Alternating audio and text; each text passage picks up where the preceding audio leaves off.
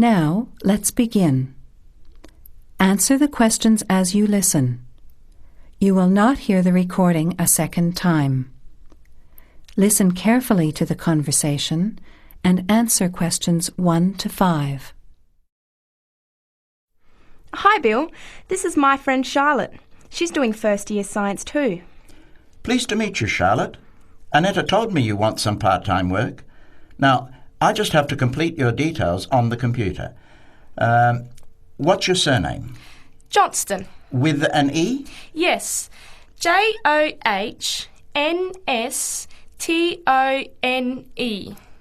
I know that you live in the Heathfield Street student residence, but I can't remember the street number there.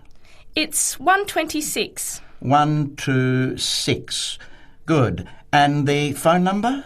Well, actually, I never give people that number because sometimes nobody answers or they forget to pass on the messages.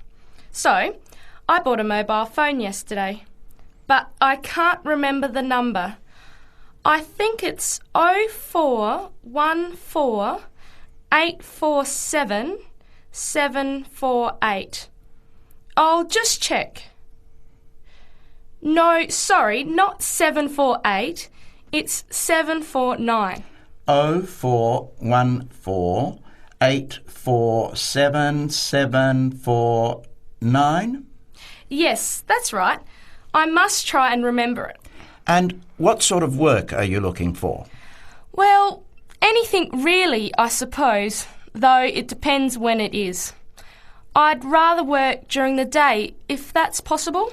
How many hours a week were you thinking of? Oh, I'm not sure. Maybe about 10.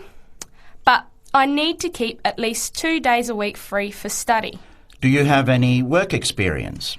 Not much, though I used to help in my uncle's shop when I was at school. OK. Well, I'll put it in, but we don't usually get shop work. What about gardening? I'd rather not. Everything I touch dies. What other kinds of work are there? Well, there's a lot of demand for house cleaning, fast food preparation and kitchen work and pizza delivery if you've held a driving licence for 12 months. I'm not sure. Can I have a look at the vacancies while you talk to Annetta?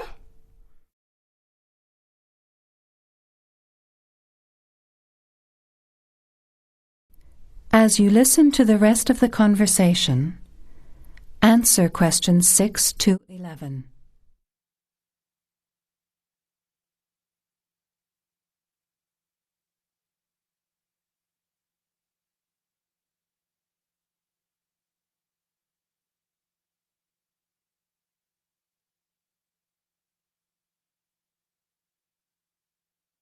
Bill, I'd like to change my job. You're at the Hamburger Express on the High Street, aren't you? What's the problem? Well, I never know what hours I'm going to work. I start at 7 p.m. and I'm supposed to finish at 11 p.m, but sometimes they keep me until 2 or 3 a.m. Yes, that is a bit late if you have to make a 9 a.m. lecture the next day. And the other thing is the pay. They're supposed to pay me on Thursdays, but they never pay me on the correct day, often not until Friday or Saturday. A few weeks ago, I had to wait until Sunday. They said their son was sick, so they couldn't get to the bank, but they're always making excuses. Yes, that doesn't sound too good. Would you be interested in pizza delivery? You need to have a driving licence. Yes, I've got a licence, but I think I'd like to change from working in the evening. Are there any day jobs available? Well, as I told Charlotte, there are several cleaning and gardening vacancies. And this childcare job that just came in this morning. Do you like children? Yes, I do, actually. What's the job? Let's have a look. Collect the boy aged 4 from kindergarten at 3 p.m. Pick up the other 2 girls who are aged 6 and 9 from the primary school at 3:15. You take them home and look after them. The parents will be home by 7. That sounds quite good. What about the pay? It's the same as you're earning now, 4 hours a day, Monday to Friday, so 20 hours a week. You need to contact Mrs. Alicia Thompson Her phone number is 91045629 and she lives in Springfield. I've never been to Springfield. I hope I don't get lost. Don't worry. It sounds quite straightforward. Let's have a look at the street directory. The Thompsons live here in Tulip Street, number 252. So you catch the 631 bus, get off here next to the post office in Daisy Terrace.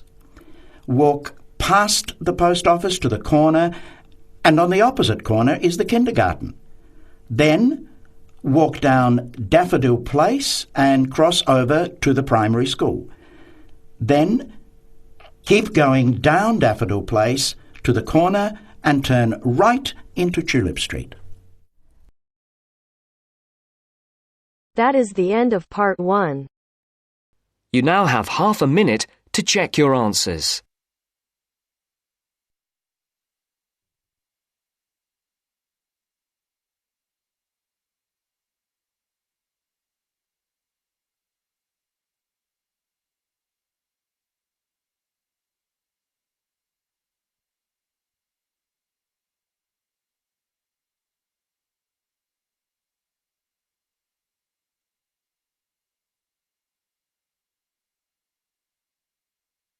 Now turns to part 2.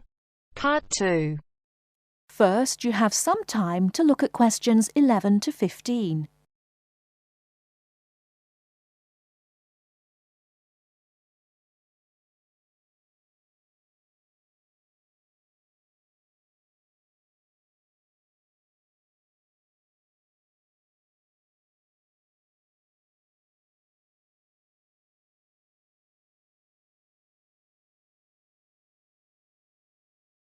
Now, listen carefully and answer questions 11 to 15.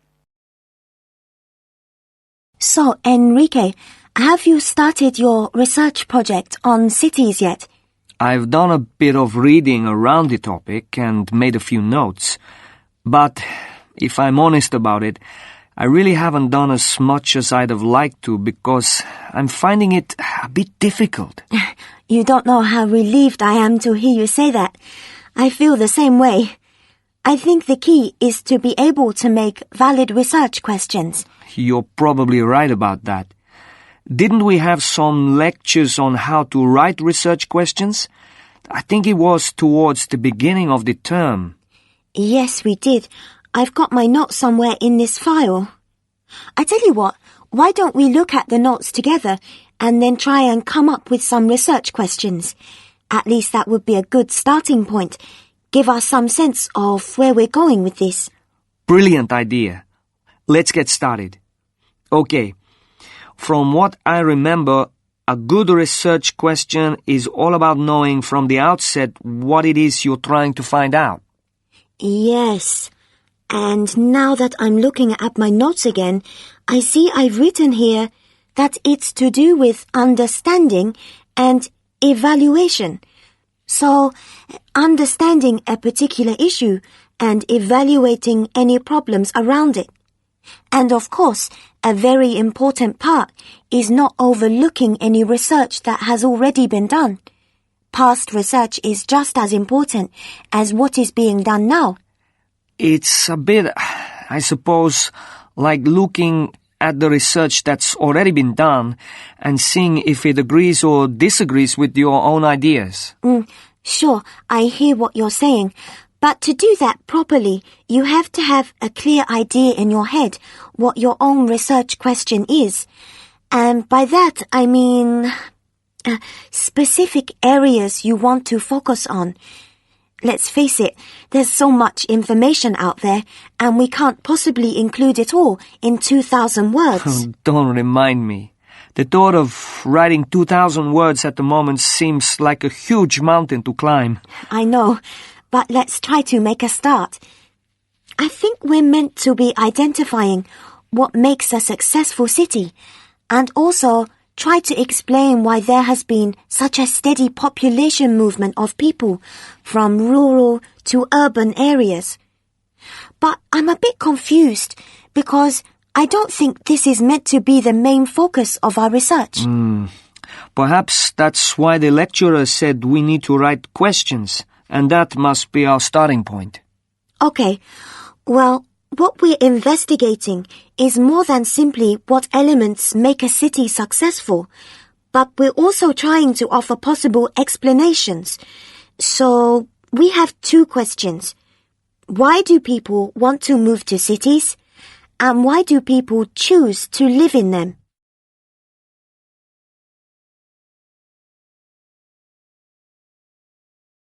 Before you hear the rest of the talk, you have some time to look at questions 16 to 20.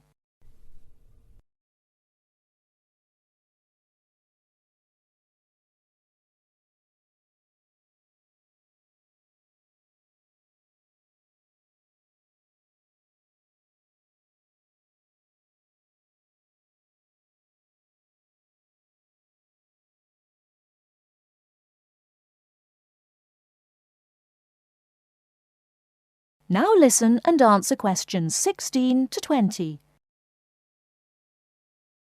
Okay then. I think the first issue concerning successful cities must be the economy. People move to cities for better job prospects, and successful cities are cities that have thriving economies. That's true enough. It does mean that cities can offer good job opportunities, which seems to me to suggest that a city will only be successful if it attracts the right kind of people to work there. What kind of person are you talking about?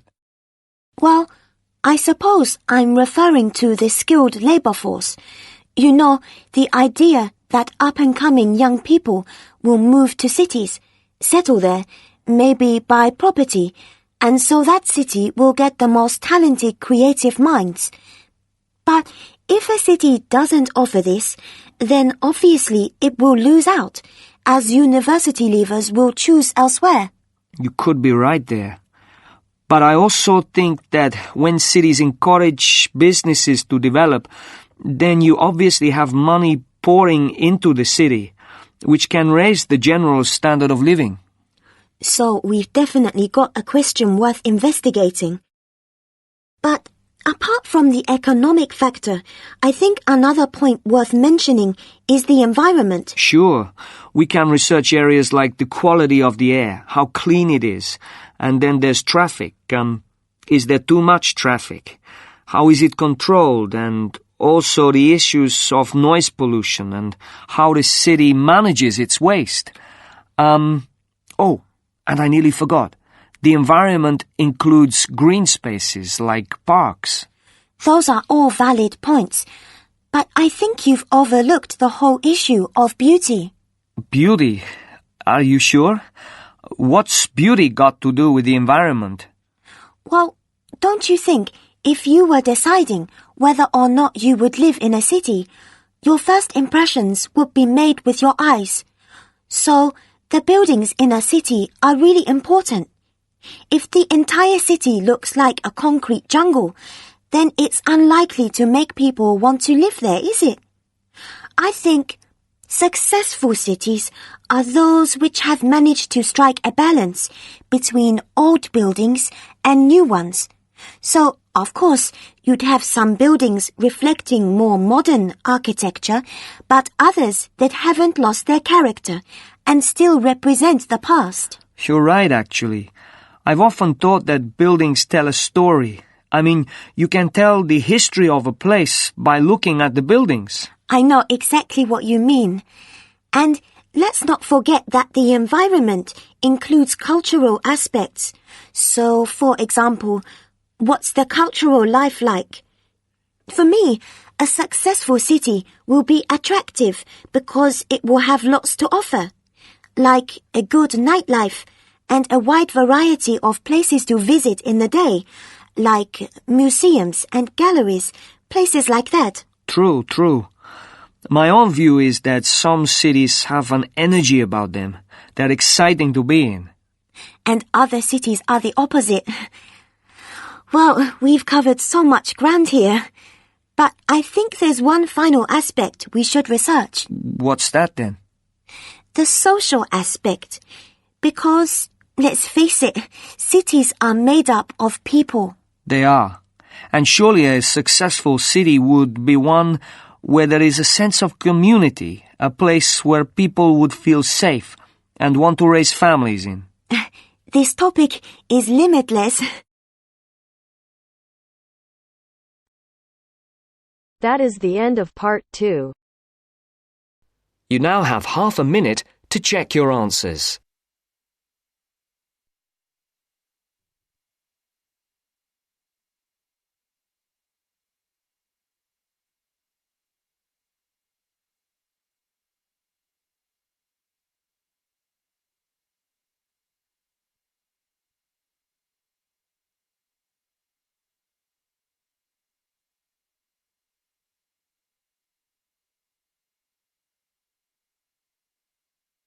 Now turns to part 3. Part 3. As part of our lecture series on everyday health issues, today's talk is on tiredness. We shall look at the main issues in turn, as well as some of the main research that has been carried out in this field. First, you have some time to look at questions 21 to 26.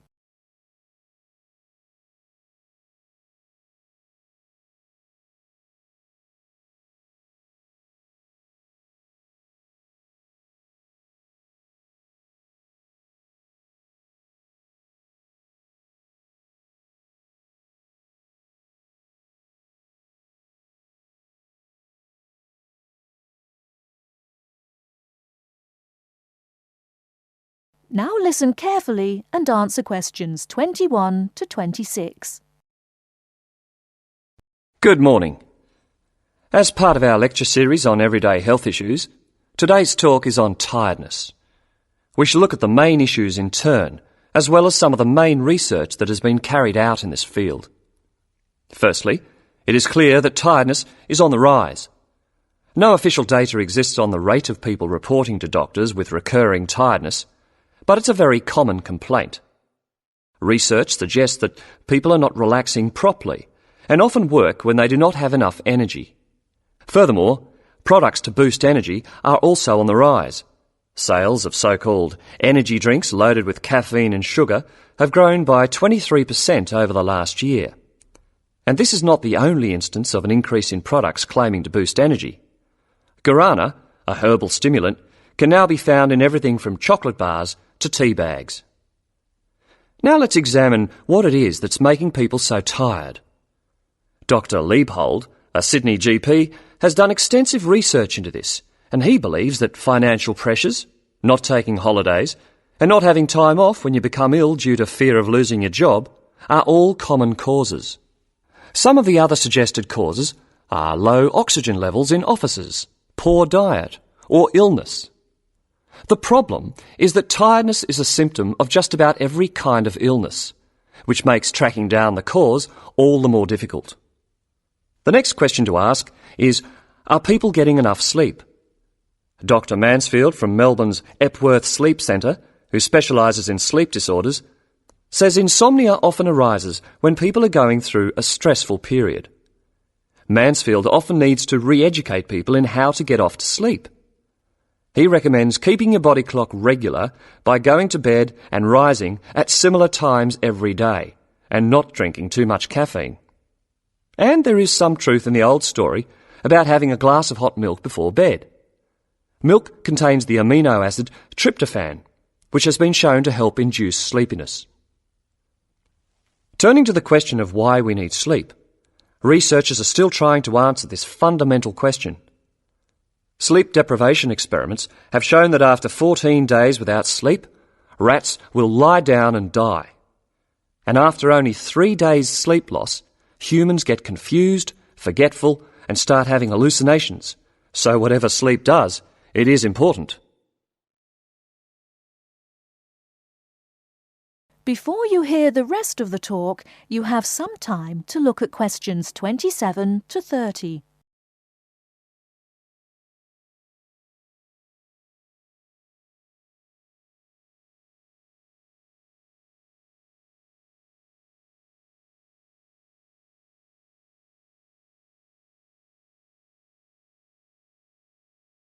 Now listen and answer questions 27 to 30.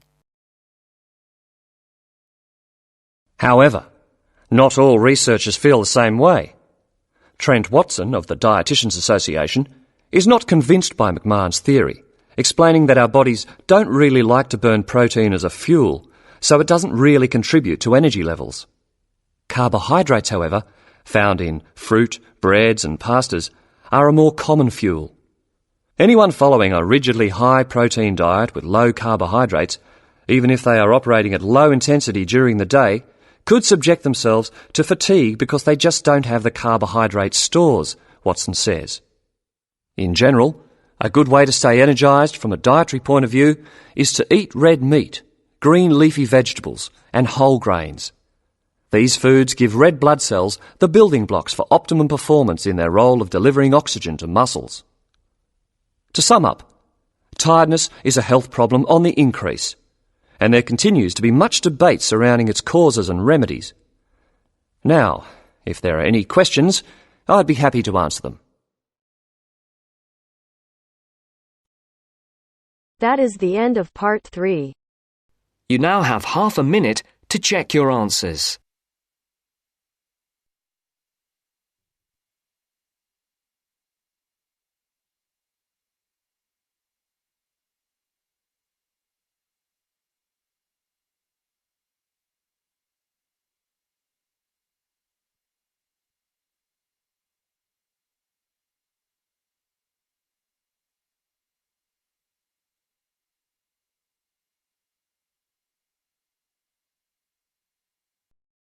Now turns to part 4.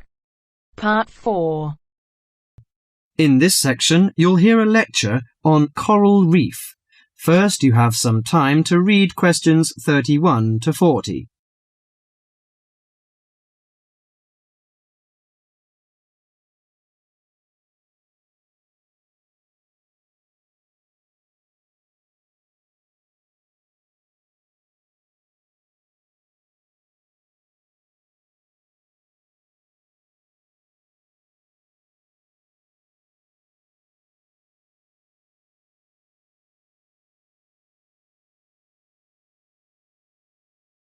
Now listen carefully to the lecture and answer questions 31 to 40.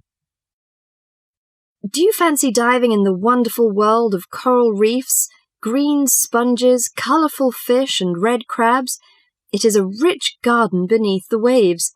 But how much do you know about the corals? Are they animals or plants? What are the threats to coral reefs? Today, Mr. Tim Harford, Executive Director of the Coral Reef Alliance, is going to introduce the facts about coral reefs. Good afternoon, everyone. Coral reefs are one of nature's most magnificent creations. It is filled with thousands of unique and valuable plants and animals. Over 1/4 of all marine species depend on healthy coral reefs. Humans also depend on coral reefs. These marine ecosystems are the primary source of food and income for millions of people, a vast repository of valuable chemical compounds and medicines, and a natural wave barrier that protect beaches and coastlines from waves and storms. Coral is actually the exoskeletons of coral polyps. Made from limestone, these skeletons build up over time, forming the reef. New corals are born each April. At a certain hour, on a certain night, mature corals suddenly release clouds of eggs and sperm into the sea. After the fertilized eggs take root on the seafloor, they can grow up to 15 centimeters per year. Coral reefs are present in the waters of over 100 countries. These are warm, 18 to 29 degrees centigrade, shallow, sunny regions primarily between the tropics of Cancer and Capricorn. Only clear, warm salt water can support a coral reef. And because sunlight is crucial to the reef's survival, the water must also be shallow. The algae that grow on coral provide much of the coral's food. In deeper water, algae cannot get the sunlight they need to grow. Most coral reefs are in the tropics because natural conditions there are perfect. In their modern form, coral reefs have thrived on Earth for over 50 million years. In recent years, however, More than 11% of the world's reefs have been lost, with another 16% severely damaged during the El Niño event in 1998. Up to 32% of coral reefs may be destroyed by human activities in the next 30 years if we do not take action now. Corals and coral reefs are extremely sensitive. Slight changes in the reef environment may have detrimental effects on the health of entire coral colonies. These changes may be due to a variety of factors. One of the greatest threats to coral reefs is human expansion or development. As human population increases, so does the harvest of resources from the sea. Due to overfishing, reef fish populations have been greatly decreased in some areas of the world. The removal of large numbers of reef fish has caused the coral reef ecosystems to become unbalanced. As we know, corals are also very popular as decorations. A large amount of the most healthy corals are selected by commercial collectors. They sell the corals to souvenir shops, where a large number of tourists wait to purchase them as decorations or souvenirs. Coral reefs also receive much damage from both commercial and private vessels. The leakage of fuels into the water and the occurrence of spills by large tankers are extremely damaging to local corals. Although much of the coral reef's degradation is directly blamed on human impact, there are several natural disturbances which cause significant damage to coral reefs. The most recognized of these events are hurricanes or typhoons, which bring powerful waves to the tropics.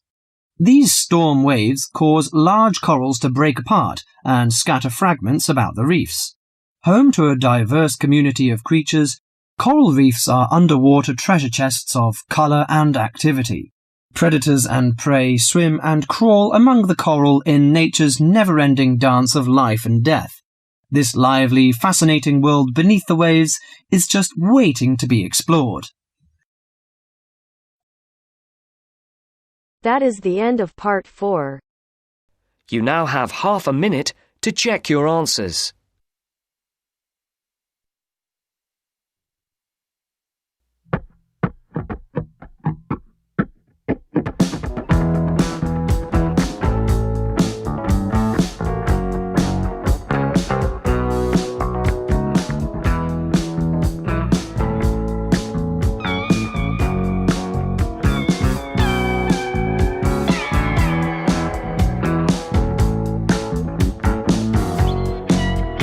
That is the end of the test. You now have 10 minutes to transfer your answers to your IELTS listening answer sheet.